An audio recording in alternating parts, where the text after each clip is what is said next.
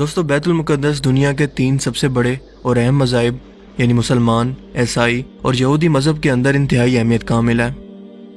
یہ فلسطین کے شہر یروشلم میں موجود وہ مقدس ترین مقام ہے جہاں اللہ کے کسی نبی کی تعمیر کردہ مسجد یعنی مسجد اقصی موجود ہے۔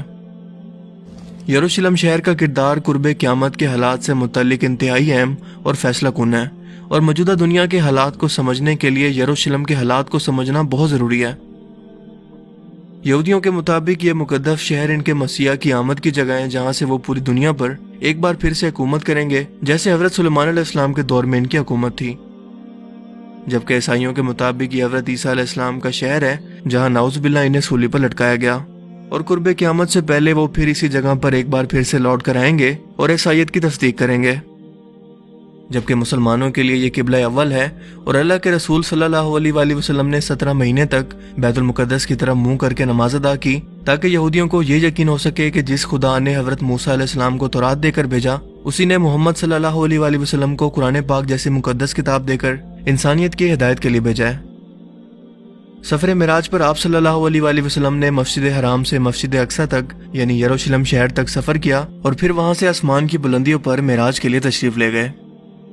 جیسا کہ قرآن کریم میں ارشاد ہوتا ہے کہ پاک ہے وہ ذات جو لے گئی اپنے بندے کو راتوں رات مسجد الحرام سے مسجد اقصی تک، جس کے گرد و نواح میں ہم نے برکت رکھی ہے تاکہ اسے اپنی نشانیاں دکھائیں۔ بے شک اللہ سب کچھ جاننے والا اور سب کچھ سننے والا ہے۔ اس کے علاوہ یہی وہ جگہ ہے جہاں پر حضرت عیسیٰ علیہ السلام دوبارہ آسمان سے تشریف لائیں گے اور اسلام کو سچا اور حق کا دین ثابت کریں گے۔ یروشلم شہر کی اہمیت قرآن کریم سے بھی ثابت ہے۔ سورہ الانبیاء میں ارشاد ہوتا ہے، اور ہم نے اسے یعنی ابراہیم علیہ السلام کو اور لوط علیہ السلام کو اس زمین پر نجات دی جس میں ہم نے اہل عالم کے لیے برکتیں رکھی ہیں۔ حضرت ابراہیم علیہ السلام نمرود کی آگ سے نجات پانے کے بعد اپنے بھتیجے لوط علیہ السلام کے ساتھ عراق سے بیت المقدس کی طرف روانہ ہوئے، اور یہیں سے حضرت ابراہیم علیہ السلام اللہ کے حکم سے مکہ مکرمہ پہنچے، جہاں آپ نے اپنے بیٹے حضرت اسماعیل علیہ السلام کے ساتھ مل کر بیت اللہ کو پھر سے تعمیر کیا۔ یعنی کہ یروشلم ایسی مقدس سرزمین ہے جسے اللہ تعالیٰ نے آل ابراہیم یعنی ابراہیم علیہ السلام کی نسل کے لیے اور آنے والے پیغمبروں اور دین یعنی یہودی، مسلمان اور عیسائیت کے لیے فیصلہ کن مقام بنایا ہے، کیونکہ ظاہر ہے کہ ان تینوں مذاہب میں سے سچا تو کوئی ایک ہی ہو سکتا ہے، اور یہی کردار قرب قیامت سے پہلے یروشلم کو ادا کرنا ہے۔ یعنی یہ شہر قرب قیامت سے پہلے صرف ایک دین کو سچ اور حق ثابت کرے گا، اور اسی لیے اس قدر اہمیت تینوں مذاہب کے اندر ہے۔ یروشلم ایک قدیم شہر ہے اور تقریباً 4000 سال پرانی تاریخ رکھتا ہے۔ یہ 2 مرتبہ مکمل طور پر تباہ ہوا۔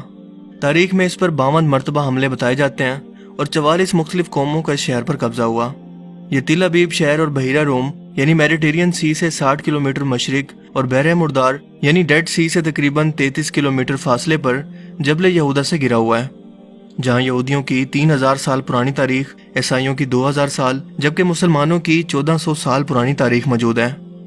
یہاں اس وقت 64% یہودی آبادی، 32% مسلمان اور صرف 2% عیسائی موجود ہیں۔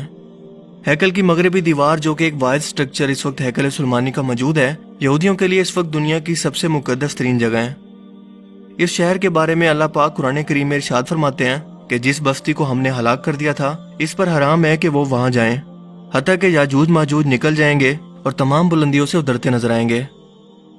دوستو، یہاں ہلاک ہونے والی بستی سے مراد یروشلم شہر ہے، جس پر یہودیوں کی بدعمالیوں کی بدولت 586 قبل مسیح میں بابل عراق کے بادشاہ بخت نصر اور پھر ٹائٹس نامی بادشاہ نے حملہ کر کے اس شہر کو مکمل طور پر تباہ کر دیا اور لاکھوں یہودیوں کو غلام بنا کر اپنے ساتھ لے گئے۔ اس دوران ہیکل سلیمانی بھی مکمل طور پر تباہ ہو گیا، مگر قرب قیامت سے پہلے یہ لوگ یعنی یہودی ایک بار پھر سے اسی بستی میں آباد ہوں گے، جیسا کہ ایک اور جگہ قرآن کریم میں واضح طور پر اس کا بیان کچھ اس طرح سے موجود ہے۔ اور جب آخری وقت آئے گا تو یہودی اس ارض مقدس کے اندر لائے جائیں گے جہاں سے انہیں نکالا گیا تھا، اور اللہ تعالیٰ کا یہ وعدہ آج ناجائز اسرائیلی ریاست کے قائم ہونے کے بعد پورا ہو چکا ہے، یعنی کہ آخری وقت اب قریب ہی ہے۔ لیکن اس سے بھی اہم سوال یہ ہے کہ اس وعدے کے پورا ہونے کے بعد اب آخر کیا ہونا باقی ہے؟ یہودیوں کا ماننا ہے کہ جب وہ تیسری مرتبہ اس مقدس ہیکل سلیمانی کو دوبارہ تعمیر کر لیں گے تو ان کا مسیحا جو مسلمانوں کے نزدیک دجال ہے وہ دنیا میں نازل ہوگا، اس لیے ان کے پاس اس ہیکل کی تیسری مرتبہ تعمیر کا مکمل نقشہ تک تیار ہے، اور اس کے ساتھ ساتھ وہ تابوت سکینہ کے حصول کے لیے بھی بے چین ہے، جس کی مختصر سی تاریخ یہ ہے کہ یہ مقدس صندوق حضرت آدم علیہ السلام پر نازل ہوا، جو پوری زندگی آپ کے پاس رہا اور پھر آنے والے انبیاء کو وراثت کے طور پر منتقل ہوتا رہا۔ یہاں تک کہ یہ حضرت موسیٰ علیہ السلام تک پہنچا، جس میں وہ اپنا خاص سامان یعنی تورات کا اصل نسخہ، اپنا عصا مبارک اور اپنا باقی سامان رکھتے تھے۔ اس کے علاوہ اس میں حضرت سلیمان علیہ السلام کی انگوٹھی بھی موجود ہے، جس سے وہ جنات پر کنٹرول کرتے تھے۔ مگر ہیکل سلیمانی کے دوسری مرتبہ تباہ ہونے کے بعد یہ صندوق ایسا غائب ہوا کہ پھر آج تک نہیں ملا۔ یہودیوں کا ماننا ہے کہ یہ حضرت سلیمان علیہ السلام کے تخت کے نیچے دفن ہے، اس لیے ان لوگوں نے خود سے بیت المقدس کے نیچے سرنگیں کھود کر اس کی تلاش شروع کی، لیکن انہیں کچھ بھی نہیں ملا۔ حضرت سلیمان علیہ السلام کا محل بیت المقدس سے جڑا ہوا تھا، جہاں ان کا تخت موجود تھا،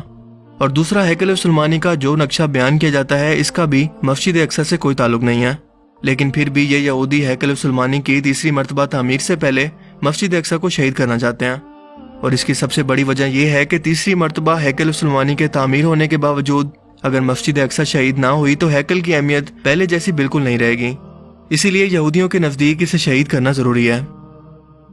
اسرائیلی ماہر آثار قدیمہ کے مطابق ہیکل سلیمانی قبۃ الصخرہ کے نیچے موجود ہے، اور یہ علاقہ یعنی مسجد اقصی اور قبۃ الصخرہ مسلمانوں کے کنٹرول میں ہے۔ اسرائیل نے عربوں کے ساتھ 6 روزہ جنگ کے دوران بیت المقدس پر قبضہ کر لیا تھا، مگر مسجد اقصی اور قبۃ الصخرہ کا کنٹرول اس جنگ کے باوجود بھی اردن کے ہاشمیوں کے پاس ہی تھا، جس کے بعد انہیں وہاں سے نکال کر اسرائیلیوں نے اس زمین پر قبضہ کر لیا۔ اس کے بعد ہیکل کی تعمیر کے اندر مزید تیزی آ چکی ہے، جو کہ ان کا صدیوں سے خواب ہے، کیونکہ ان کا ماننا ہے کہ اس کے بعد ہی مسیح دجال کی اس دنیا کے اندر آمد ممکن ہوگی، اور اسی مقصد کے لیے باقاعدہ ایک تنظیم دی ٹیمپل انسٹیٹیوٹ قائم ہے۔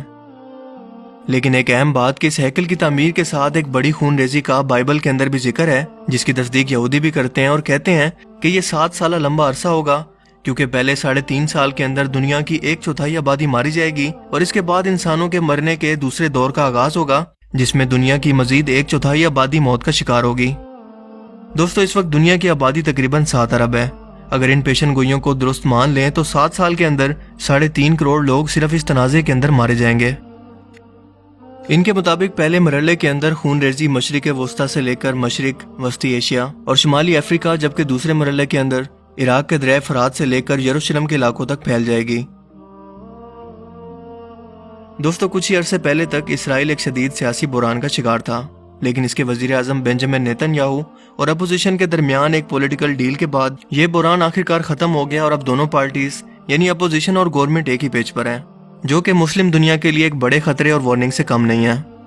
کیونکہ دونوں نے مل کر امریکہ کے ساتھ ایک ایسا تحریری معاہدہ کیا ہے جس کے مطابق 1 جولائی 2020 کو فلسطین کے مغربی علاقے غیر قانونی اسرائیلی بستیاں اور وادی اردن مستقل اسرائیلی قبضے کے اندر جانے والی ہیں، جسے امریکہ اور اسرائیل کے درمیان ڈیل آف سینچری کا نام دیا گیا ہے۔ اس کے مطابق جون کے بعد اسرائیلی فوج یروشلم اور مغربی کنارے کے گرد اپنی پوزیشنیں سنبھال لیں گی، اور 1 جولائی سے ان علاقوں پر اسرائیل مستقل ان علاقوں کا اپنے ساتھ الحاق کا اعلان کرے گا، اور یہ کوئی خفیہ پلاننگ نہیں ہے، بلکہ اس منصوبے کو تحریری شکل دے کر اور دستخط کر کے دنیا کے سامنے پیش کر دیا گیا ہے، جو مسلمانوں کے لیے، عالمی اداروں اور انسانی حقوق کی تنظیموں کے لیے کھلا چیلنج ہے۔ آپ کو بتاتا چلوں کہ فلسطین کا یہ مغربی کنارہ یا ویسٹ بینک وہ علاقہ ہے جو 3 طرف سے اسرائیل اور مشرق میں اردن سے گرا ہوا ایک سرسبز و شاداب علاقہ ہے، جس کے شمال مغرب کے اندر بحر مردار یعنی کہ ڈیڈ سی موجود ہے، اور یہی وہ علاقہ ہے جہاں پر یروشلم شہر موجود ہے۔ یہ مغربی علاقہ 22 لاکھ آبادی پر مشتمل ہے، جہاں اسرائیل پہلے ہی کچھ علاقوں پر قبضہ کر کے اپنی آبادیوں کو بڑھانے کی کوشش کر رہا ہے، اور اب تک ان بستیوں کے اندر تقریباً 4 لاکھ کے قریب یہودی آبادی موجود ہے، کیونکہ اسرائیل جب بھی چاہتا ہے یہاں پر غیر قانونی تعمیرات شروع کر دیتا ہے، جیسے اس سے کوئی پوچھنے والا ہی نہیں ہے۔ لیکن دنیا کے 57 اسلامی ممالک نے نہ تو اس کی مخالفت کی اور نہ ہی کوئی مذمتی بیان، سفارت خانے سے تو دور سوشل میڈیا اکاؤنٹ سے بھی نہ دیے۔ اس صدی کے سب سے بڑے منصوبے کے نام سے ہی آپ یہودیوں کے نظائم کا اندازہ لگا سکتے ہیں کہ یہ منصوبہ ان کے لیے کس قدر اہم ہے، جو کہ 180 صفحات پر مشتمل ہے، اور اسرائیل کو ان مغربی علاقوں کے ساتھ فلسطین کے 50% حصے پر مکمل اختیار اور کنٹرول دے رہا ہے، جبکہ فلسطین پر یہ پابندیاں مزید سخت کر رہا ہے، جو کہ ہماری آنکھوں کو کھولنے کے لیے کافی ہے۔ جس کے بعد مسجد اقصی اور قبۃ الصخرہ کو شہید کر کے تھرڈ ٹیمپل کی تعمیر کو ایک قانونی حیثیت مل جائے گی، کیونکہ یہ مکمل طور پر قانون کے تحت اسرائیلی قبضے کے اندر چلا جائے گا، اور فلسطینی عوام اس کے خلاف احتجاج بھی نہیں کر سکے گی۔ اس منصوبے کے تحت یہاں پر 30 بستیاں، 8 غیر قانونی پورٹس اور کئی قصبے تعمیر کیے جائیں گے، جبکہ عالمی برادری کا اگر کوئی سخت رد عمل آیا بھی تو اس معاہدے کے مطابق امریکہ اسے کنٹرول کرے گا، اور ہوا میں گھومتے ہوئے ہیلی کاپٹر ہر لمحہ مجاہدین کی معلومات اور ان کی نقل و حرکت کو نوٹ کر رہے ہیں، تاکہ وقت آنے پر یہ شدید رد عمل اور اچانک حملہ کر سکیں۔ लेकिन मुसलमान हुक्मरानों ने तो जैसे चुप का रोजा रख रखा है, सिवाय तुर्की के किसी को भी इस पर मुजम्मती बयान तक देने और सख्त मौकफ अपनाने की जरूरत नहीं हुई। जबकि इस वक्त इस गैर कानूनी और गैर इंसानी आबादकारी को रोकने के लिए पूरी दुनिया के सामने इसे उजागर करना इंतहाई जरूरी है, ताकि पूरी उम्मत मुस्लिमा इकट्ठे होकर इस पर वाजे और सख्त मौकफ को अपना सके। इसराइल को सिफारती और तिजारती बाइकआउट की धमकी देकर फलस्तीनियों की हर मुमकिन मदद की जाए, वरना फलस्तीन पर होने वाले जुल्म के अंदर और कत्ल में हम मुसलमान भी शामिल होंगे। लिहाजा अब यह सूरत हाल वाज़े हो चुकी है कि इस शहर यरूशलेम का किरदार न्यू वर्ल्ड ऑर्डर और कुर्बे क़यामत से मुतल्लिक यहूदियों के लिए इस कदर अहम क्यों है, और ये क्यों नबियों की सरजमीन शहर के लिए और मस्जिद अक्सा को शहीद करके तीसरी मरतबा हैकल सुलेमानी की तामीर के लिए इस कदर बेचैन क्यों है। क्योंकि इनके मुताबिक ये वो जगह है जहाँ पर दजाल अपना तख्त लगाएगा। यरूशलेम आधा ही पहले छीना जा चुका है, और अगर मगरबी किनारे से भी ये इसराइल का हिस्सा बन गया तो ना सिर्फ इसराइली रूहानी तौर पर मजीद ताकतवर हो जाएंगे, बल्कि इनके हौसले भी न्यू वर्ल्ड ऑर्डर के लिए और मजबूत हो जाएंगे, और हम लोग हमेशा की तरह सिर्फ मुजम्मती बयान देते रह जाएंगे। जैसा कि माजी के अंदर होता आ रहा है कि इस्लामी ममालिक से इस मसले की तवज्जो हटाने के लिए इसराइल हर बार इन इस्लामी ममालिक के अंदर इंतशार फैलाकर इन्हें अपने ही मसलों के अंदर उलझाने की कोशिश करता है, ताकि इनकी बैतुल मुकद्दस के मामले पर कभी तवज्जो जा ही न सके। और अब की बार भी यकीनन ऐसा ही होगा। लिहाजा हमें अपनी आंखें खुली रखने की जरूरत है, क्योंकि ये अरबों का नहीं बल्कि पूरी उम्मत मुस्लिमा का मामला है। क्योंकि बैतुल मुकद्दस अरबों का नहीं बल्कि मुसलमानों का है। यही वो जगह है जहाँ पर अल्लाह के रसूल सल्लल्लाहु अलैहि वसल्लम ने अंबिया की इमामत फरमाई और मेराज पर तशरीफ ले गए। इसी जगह पर हज़रत ईसा अलैहिस्सलाम को आसमान पर उठाया गया, और अल्लाह के रसूल सल्लल्लाहु अलैहि वसल्लम ने अपनी वफात से कबल बैतुल मुकद्दस की आज़ादी के लिए एक बड़ा लश्कर खुद से तैयार करके भेजा, क्योंकि इस सरजमीन को हक व बातिल का आखिरी मार्का तैयार करना है। दोस्तों, मैंने तमाम हकायक आपके सामने रख दिए हैं, आपको आगाह कर दिया, लेकिन अब ये आपकी जिम्मेदारी है कि आप इस पैगाम को कितना आगे फैलाते हैं, ताकि हमारे हुक्मरान तबके तक ये बात पहुंचे और वो इसके खिलाफ कोई सख्त और वाज़ेह रद्द-ए-अमल अपनाएं, और वो पहले की तरह मुजम्मती बयान देकर इसे जान न छुड़वाएं, बल्कि इस पर अमली एक्शन लें। बाकी आप इस बारे में क्या सोचते हैं, अपनी कीमती राय का इजहार कमेंट सेक्शन में ज़रूर कीजिएगा। अब मैं मिलूंगा आपसे एक नई इंटरेस्टिंग वीडियो में, तब तक के लिए अपना बहुत सा ख्याल रखिएगा। Thanks for watching this video. अल्लाह हाफिज़।